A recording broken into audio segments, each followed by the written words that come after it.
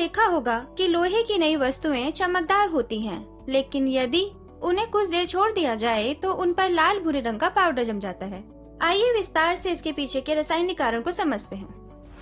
जब किसी धातु की सतह पर वायु, जल या आसपास के अन्य पदार्थों का प्रभाव पड़ता है तो वह धातु संक्षारित होती है और इस घटना को संक्षारण कहा जाता है। लोहे और स्टील की स्थिति में संक्षारण प्रक्रिया को जंग लगना भी कहा जाता है। कुछ स्थितियों में संक्षारण फायदेमंद होता है, जैसे कि एल्यूमीनियम। वायु के संपर्क में आने से एल्यूमीनियम की सतह एल्यूमीनियम ऑक्साइड की एक परत से ढक जाती है, जो सतह पर मजबूती से चिपक जाती है और इससे अन्य प्रभावों से बचाती है। इसीलिए निर्माण कार्य में एल्यूमीनियम का व्यापक रूप से इस्तेमाल किया जाता है।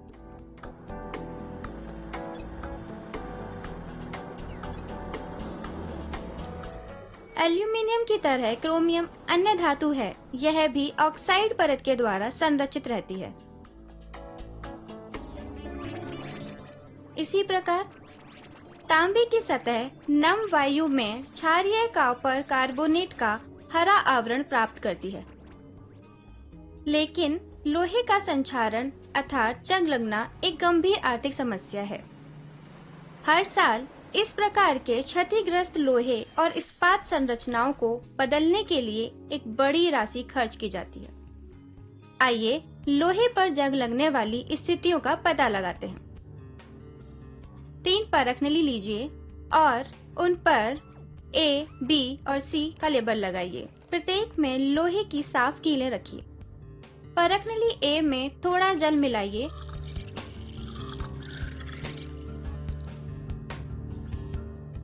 और परख नली B में तेल की कुछ बूंदों के साथ उबला हुआ आसुत जल मिलाइए। यहाँ तेल जल पर एक पतली परत बना लेगा, जिससे वह वायु को कीलों तक नहीं पहुँचने देगा। अब परख नली को मजबूती से बंद कर दीजिए। परख नली C में निर्जल कैल्शियम क्लोराइड मिलाइए और उसे भी मजबूती से बंद कर दीजिए। निर्जल कैल्शियम क्लोराइड परख नली में नमी अवशोषित करता है और इस प्रकार परख नली के भीतर की वायु शुष्क हो जाती है। आप देखेंगे कि परख नली A में ही कीलों पर जंग लगी हुई है, लेकिन परख नली B और C में नहीं। परख नली A में कीलें वायु और जल के संपर्क में आती हैं। परख नली B में कीलें केवल जल के संपर्क में आती हैं, क्योंकि तेल की परत वायु के संपर्क को रोकती है, जबकि परख नली C में कीलें केवल शुष्क वायु के संपर्क में आती हैं, क्योंकि निर्जल कैल्शियम क्लोराइड परख नली से नमी अवशोषित करता है। इस प्रकार यह निष्कर्ष निकाला जा सकता है कि लोहे पर जंग के लिए वायु और जल दोनों की आवश्यकता होती है।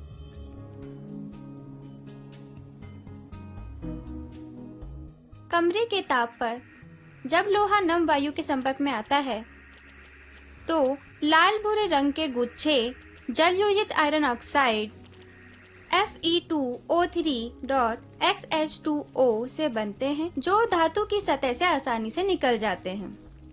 एल्यूमीनियम के विपरीत यह एक भी सुरक्षात्मक परत नहीं बनाता है, लेकिन धातु की सतह को लगातार तोड़ता रहता है, जिसके परिणाम स्वरूप धातु की गुणवत्ता घट जाती है। धातुओं की अभिक्रियाशीलता श्रेणी में सोना, चांदी और प्लेटिनम जैसी उत्कृष्ट धातुएं नीचे होती हैं, इसलिए ये आसानी से संक्षारित नहीं होती हैं। आइए सारांश में जानते हैं। संक्षारण वह प्रक्रिया है जिसमें धातुओं की सतह वायु, जल और आसपास के अन्य पदार्थों के संपर्क में आती है। उदाहरण के तौर पर लोहे पर जंग लगना। कुछ स्थितियों में एल्यूमीनियम और क्रोमियम के समान संक्षारण प्रक्रिया धातु को पुनः खराब होने से बचाने के लिए एक संरक्षक के रूप में कार्य करती है। संक्षारण केवल वायु और जल दोनों की उपस्थिति में ही होती है। लोहे का संक्षारण एक गंभीर समस्या है, क्योंकि हम जानते हैं कि हर साल दुनिया भर में आधारभूत संरचना में क्षतिग्रस्त लोहे को बदलने के लिए बहुत सारे संसाधन खर्च किए जाते हैं। हम आगामी अध्यायों में इसके संरक्षण के बारे में जानेंगे। ऐसे रोचक अवधारणाओं के बारे में जानने के लिए हमारे साथ बने